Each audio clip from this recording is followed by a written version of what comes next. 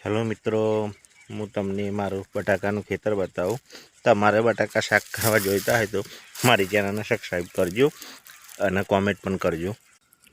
જો આ બટાકાનો છોડ છે, હું તમને બતાવું કે આ બટાકા અંદર બે હાથ છે. જો આ અમારા ખેતરના બટાકા છે, કેવા બેઠા છે એ કોમેન્ટ કરજો. અને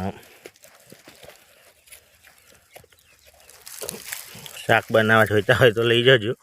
અમારે તો વાડીએથી જ લઈ જઈને શાક કરીએ છીએ. હજુ ખોતરું બે હાર કેવો. જુઓ એક જ બટાકાનો કેટલા બટાકા બેઠા છે? 6. હજુ ખોતરું તો ઘણા છે અંદર.